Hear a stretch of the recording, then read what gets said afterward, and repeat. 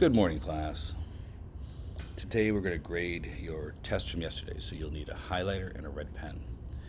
And sorry that you're going to have to be watching a video again today. I know you guys hate that, but I think this is the only way we can kind of do this. So I'm going to go over the grading of your test. And again, you've done this plenty of times before. This was a practice test. So I would like you to highlight any of your evidence for a reason you give yourself a point. And then I'd like you to, of course, add up the number of points that you've acquired for each of the problems. These are not actually AP questions. These are questions that I wrote. And some of you might have found out I made a mistake on the last one and included the wrong picture at the very end. So if you caught that and made the update, great. If you didn't, oh well, that's the way it is. So we're going to do that. But it breaks my heart to say this. Last night at tutoring, somebody let slip that the people in AP1 hate me. I'm sorry. I'm doing my best, I promise. But if it's been a terrible experience for you this year and you hate AP Physics 1, blame it on me. Don't blame it on physics. Physics is just a class. But I want you to know that I think all of you are pretty great, and I'm sorry that you hate me.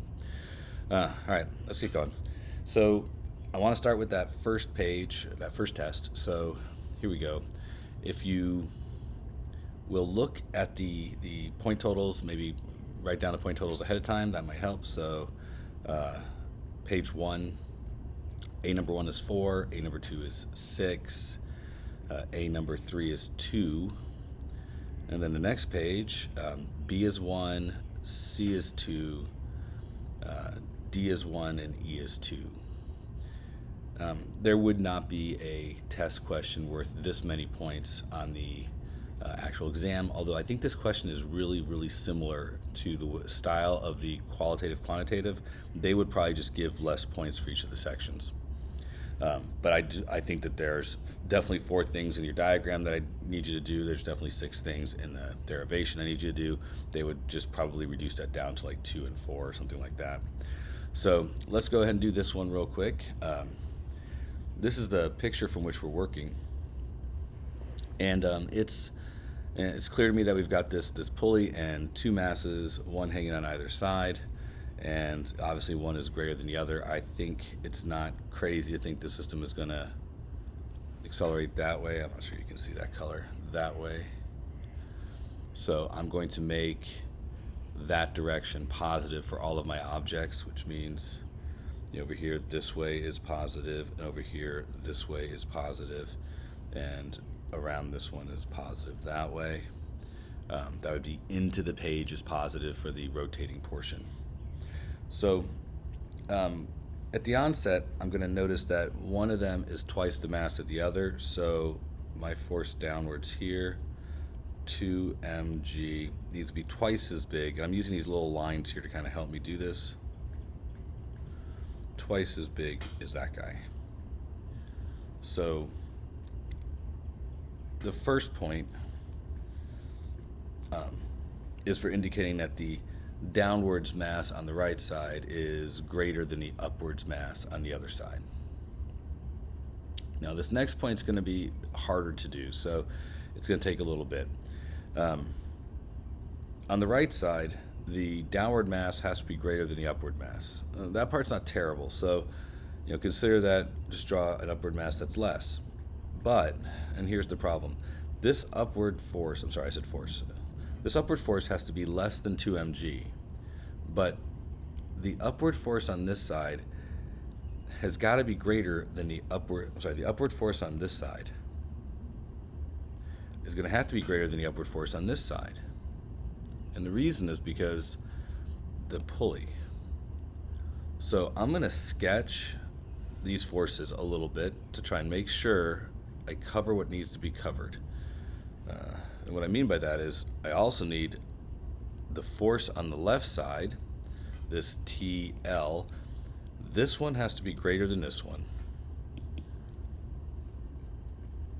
And this one has to be less than this one. But this one has to be greater than this one. So I'm going to call this TR, And I think I need to make TR just a little bit bigger in order to kind of make that happen. There. I think it's just a little bit bigger now. Tell you what, I'm going to go a little bit more extreme. There. Kind of limited here. So here's where I want you to be distinct about your points. For this portion, make sure, there's 1 point for these two, the weights. There, 1 point for the weights. I know there'll be problems with this if I don't do it right. 1 point for indicating the 2 mg is greater than the upward tension. 1 point for indicating that the upward tension is greater than the weight. And the last one is 1 point for indicating TL is less than TR. 4 points. That's what we need to have. And I know it's a delicate balance. It's not perfect. But that's what I want to see. That's where the 4 points come from. Again, 1 point for the weight on the right greater than the weight on the left. 1 point for the downward force on the right greater than the upward force on the right. 1 point for the upward force on the left greater than the downward force on the left. And 1 point for the force on the right greater than the force on the left on the pulley. 4 points. All right, let's move on to the next part. And again, I think all of you are really great. So let's deal with, let's see if I can put this. It's going to be hard to have the picture here and all the things I have to write down, but I'm going to try. Let's consider each of the three systems having a net force equation. So net force on mg, that's this mass right here, and net force on 2mg, that's this one right here, and then one in the middle, net torque equals I alpha, that's this one right here. So we're going to start with that, but the point's not going to be earned for that. They tell you to start with Newton's second law, so that's where we're starting. The point will be earned for correctly putting in the forces and the minus signs for each of these. So let's talk about the one on the left. This is going to be TL minus mg equals, oh, what am I doing? What am I doing? You guys should have corrected me. This isn't mg, this is ma. This isn't 2mg, this is 2ma. Now I know why you guys hate me. Sorry. All right, back to work. This would be TL minus mg equals ma. And the one over here, on this side, this one is 2mg minus TR equals 2ma. And before anybody asks, it's 2m because the mass is 2m. That's why that's what's accelerating. Somebody usually asks that. All right, so the one in the middle, the radius is r. You know, this radius of the pulley is considered r. So I'm just going to do the two torques, and it's just going to be 1 point for the whole torque relationship. It'll be TR times r minus TL times r. I know I put the r's first usually because it's a torque, and that has to equal I alpha. So 1 point each for a correct Newton's law relationship for each of the objects. Now, you're going to get 1 point for each correct substitution that has to be done in the torque equation. So that means RTR minus RTL equals, for I, you need to put in the moment of inertia that was given in the problem, 1/2 mr squared. And for alpha, you have to make a change here too. In order to have the entire problem based on the same acceleration, this has to be A over R. This assumes that the cable that's acting on the pulley rotates the pulley without slipping. And I think it does. All right. So now that we've done all that, your next job is to probably simplify this and you need to get rid of the tensions, because our job is to find and see if the acceleration is correct. So I'm sorry, I'm gonna give you 1 point for each of these, but at this point, since the rest is just algebra, you'll get 1 point for doing the algebra correctly, even though it takes a long time. That first point's going to be for indicating all the r's cancel out. And that's the first thing you should do. Then I'm going to write them stacked over here. So I'll get TR minus TL equals 1/2 MA. And write this guy over there too. So that's TL minus MG equals MA. I'm going to add these three things together, and I will notice that the TRs cancel and the TLs cancel. So those go away. But I'll be left with 2mg minus mg equals 2m plus 1/2 m plus m times a. And you can't see any of that because I'm in the way, so there.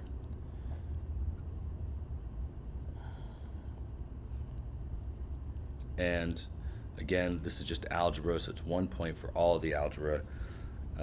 I will point out this is net force equals MA. So we get mg equals 2 plus 1/2 plus m. That's 7/2 MA. Cancel the m's. And A equals 2/7 G. So, yay, the student was right. Okay, not terrible. Again, 1 point for all the algebra. The real credit here is setting it up correctly. Find an expression for the tension acting on each mass. Explain why these two tensions are different. I know it's only 2 points. It's because you really are doing the same thing twice. So you are plugging the acceleration in here and here.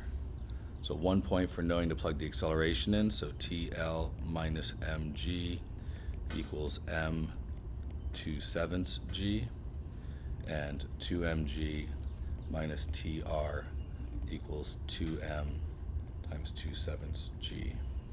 And then you're just solving for each of the tensions. That's worth so it's 1 point for correct substitution and 1 point for correct algebra. It's going to be 7/7 plus 2/7, so TL will be 9/7 mg. This one's a little bit more. TR is going to be, well, it looks like 2mg minus 4/7 mg. All right, so 7/7. I'm sorry, 2mg, yeah, so 14/7 minus 4/7 is 10/7 mg there. So, yep, the right side greater than the left side. Just 1 point there. Alrighty. I would love to say, are there any questions? If there are, I'll be happy to handle them tonight. You guys come to see me at 7. I promise to be nice. Ask the people who came last night. I was nice. I know it's weird, but I can do it. If I really focus, I can do it. I can be nice. And I chased all the mechanics kids away. So there was just AP1 students. I thought that would be nicer. And I'll do the same thing tonight. All right, I gotta hurry. Okay. Would this new pulley accelerate faster, slower, or the same? It will be slower. I replaced a pulley that was a disc with a hoop. A hoop has more inertia, and more inertia means it's going to be more difficult for it to turn. Pointing to your derivation, give a reasonable justification for your selection above. Although your discussion can reference your derivation, you should not use new equations in your explanation. You should make a reasonable argument. I don't think I need to talk about the equations at all. The first thing you should say is that the net force, the weights that are hanging were the same. So I think that needs to be said. The weights, and therefore the net force,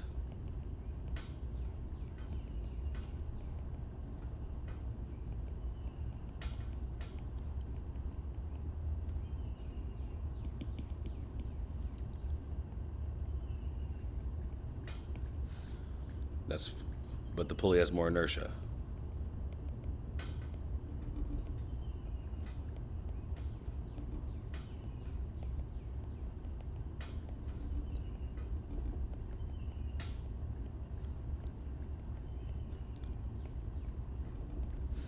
If you didn't say this first one, but you talked about why the pulley has more inertia because the mass is all on the edges, I think you deserve both points too. I always like the fact that you should say what has stayed the same. I think that is what the graders want to see, that you know what things have been affected by the change. Replacing the pulley has not affected the forces that are acting on the pulley. But I think it's not affected the net force in the system. But I think if you can't say that, but you can talk about why the change is important and what the change was, I think you're okay. So I think if I would like you to say the weight, the weights and therefore the net force is the same, then the pulley has more inertia, so it accelerates. But if you said why the pulley has more inertia as a point, something like more of the mass is at the edges, and that's why the inertia is greater, I think that's worth the 2 points. So these are 3 things, but as long as you have 2 of them, I think you're good. This one, when it's released as a move, I would say it's because there's the same amount of torque on both sides, or net torque is 0, or the torques are balanced. That's why I wouldn't move. Using information, find out what's happening. I think there's a reasonable way to do this that doesn't require you to do a whole bunch of math. I think if you just considered that this side has 2 mg and this side has mg, well, how could you possibly balance the torques? Well, one side would have to have twice the R as the other. And this side would have to be twice as long as this side. And since this side is R, this side should be 1/2 R. Now, I think you can make a reasonable justification. I mean, you could go net force equals 0, so mg minus, net force equals 0, so tension on the left equals mg. And you could say that net force on the right equals 0, so 2mg equals the tension on the right. And then you could say RTR minus RTL equals 0. So RTR has to equal RTL. So this is R on the right, this is R on the left. And from there, just put it together. The R on the right times TR, which is 2mg, has to equal R on the left times TL, which is just mg. So cancel out the mg's and you get R on the right has to be 1/2 R on the left. That's the mathematical way to do it, but I don't think you have to do all that. I think a reasonable assertion that twice the mass, twice the weight on one side requires half the torque length would be enough. 2 points. No matter how you did it, if you indicated that because the torques are balanced, there's a reasonable ratio between the forces and the radii, then I think you should earn both points. All right. So we're going to focus and move forward to the next question. All right, so let's do this one real quick. A tether ball, 2 balls on a string, something, I don't know. There's a bunch of questions on my AP that are like this, and they're just, the ones on my AP are horribly written. So I chose this one, but you're eventually going to see the ones that are on my AP as well. So let's take a look at it. It says, in a clear, coherent paragraph using diagrams and equations when necessary, describe what happens to the moment of inertia as the object is spun faster.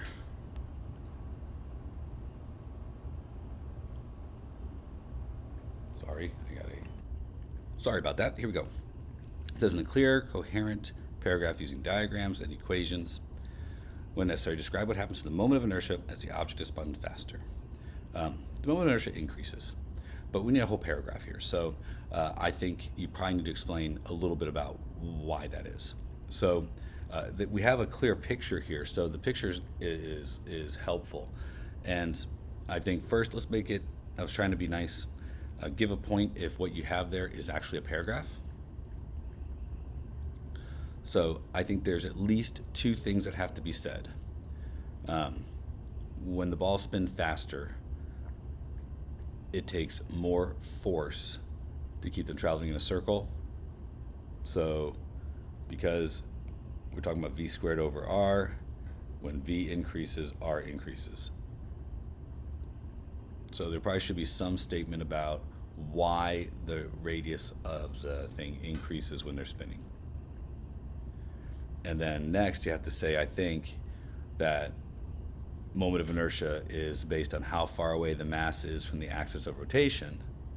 So there needs to be something stated that if r gets bigger, then the moment of inertia also gets bigger.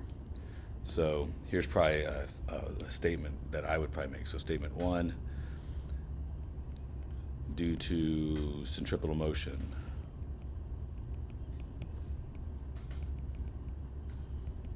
if v increases, r also must increase.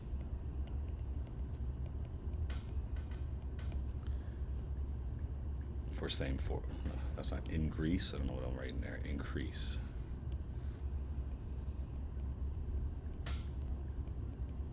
For the same force. And point two, moment of inertia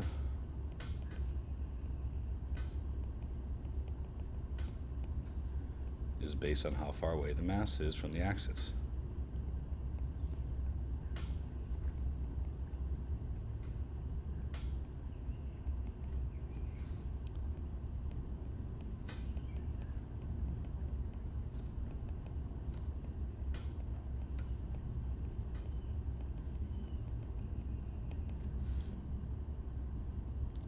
So that's what I think.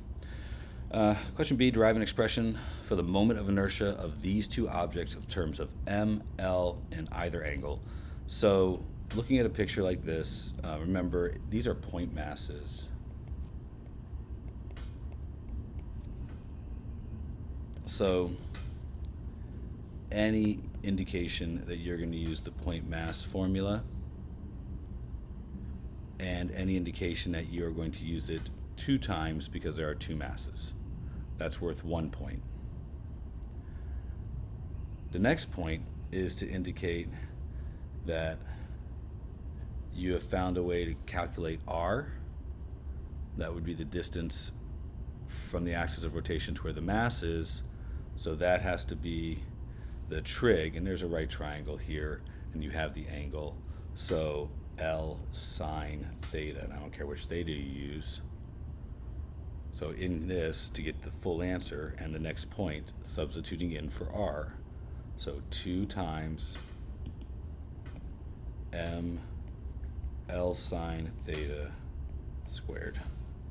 That's the moment of inertia.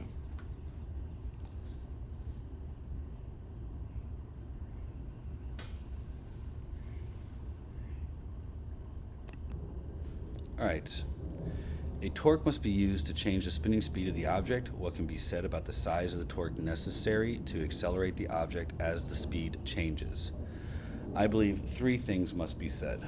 I think the first thing you have to indicate is that as it spins faster, the moment of inertia increases. I think that that needs to be brought back up. So increase in speed causes an increase in inertia. The second thing I think you have to bring up is that net torque equals inertia times acceleration. So there has to be a reference to Newton's second law, because they're asking about what can be said about the size of the torque necessary to accelerate the object. So the size of the torque necessary to cause an acceleration. So if I wish to cause an acceleration, but the moment of inertia is increasing, then it will take more torque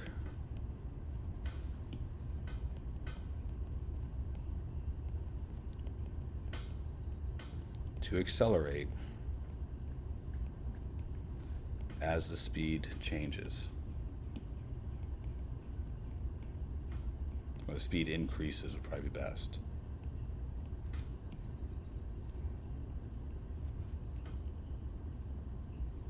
So I think these 3 points need to be made. And I'm not sure how much wiggle room there is in there. And last, describe some of the places energy must go when being added to the system. Also be sure to describe how the kinetic energy is affected in more than one way. All right. First, the kinetic energy is affected in two ways because the speed is increasing and the moment of inertia is increasing at the same time. And obviously, as it's spinning faster, the kinetic energy is increasing. But also, as it spins faster, the masses are lifted up higher. So the second thing that should be said is there's an increase in gravitational potential, or MGH. 2 points.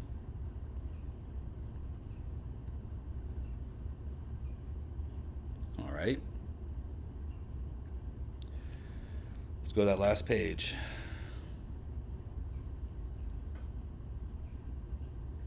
So, a plank is resting on an icy frictionless surface, but is mounted at one end with a frictionless pivot. A Florida man runs towards the plank on the ice, slips, and jumps onto the plank.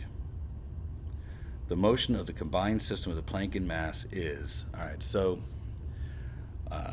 2 points for part A. Your checkbox isn't enough to gain the point. Your justification must support what you say in the checkbox. I did this yesterday with students online, so let's just try it again. Into the page, the whole rotating your hand thing. So into the page would be rotating like that. That's into. And out of the page would be, my hand in the screen, so something like that. So it'd be like this, that's out. So he is already, if I'm trying to use that whole concept of, the R times mv sine theta, if we're talking about the angular momentum of a point mass. Well, this thing is sweeping out that direction. That's the spin or the angular momentum of the guy as he runs towards the plank.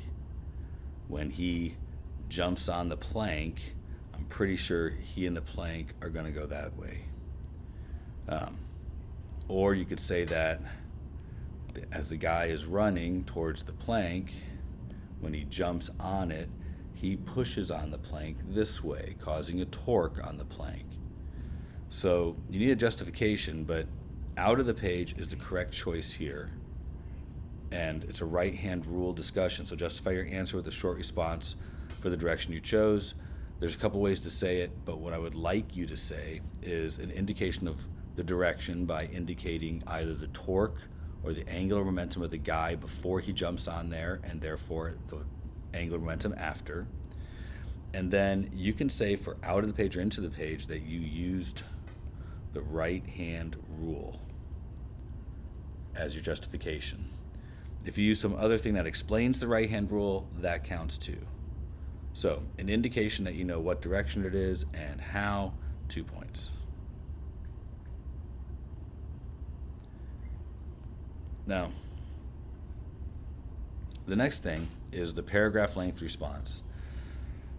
Generally on these, the bulk of the credit comes from the paragraph length response, but if you didn't have the right picture, you couldn't do it. This is a practice test, so my goal is to ensure that we're practicing. So pay attention with this right now, or shut the video off look at the new test, write a new paragraph, and then come back and look at the video again. We're trying to see if you could have something that you can use to make you better at all this. It says, after regaining his balance, the man walks in the direction indicated in the following picture. In a paragraph-length response, using equations or diagrams when necessary, explain what happens to the rotation to the system and why. And to receive full credit, be sure to indicate quantities that are conserved and quantities that change. Okay, let's start with what I think is the beginning of this problem. This problem begins after the guy lands on the plank. So the plank and the guy are spinning this way. Now, the man regains his balance and begins walking towards the center. So, read your paragraph. Now, you can just pause the video now. I don't have to actually wait for you to do that. After reading your paragraph, is it clear that it is a paragraph and that you have noun, verb, agreement, and you have a topic sentence, supporting sentences, and a closing? If so, give yourself a point for having a paragraph. Second, I think you should describe the fact that angular momentum is conserved.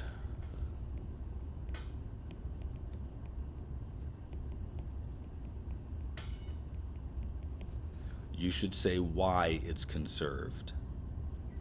Some reason to indicate why it's conserved. No torque from the ice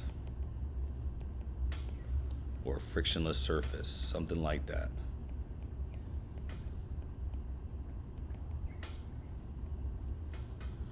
Well, you're using that. Next, you should indicate that the moment of the inertia is changing. It's getting smaller. As the guy walks to the center,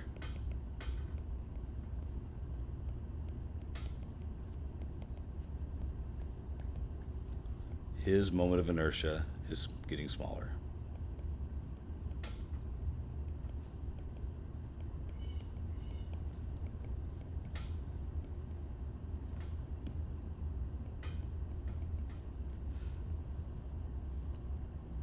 And for the last point, you should base the conclusion. Since angular momentum is equal to I omega, if I gets smaller,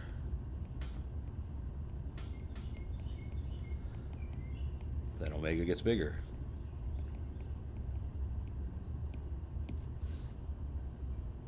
Five points. All right.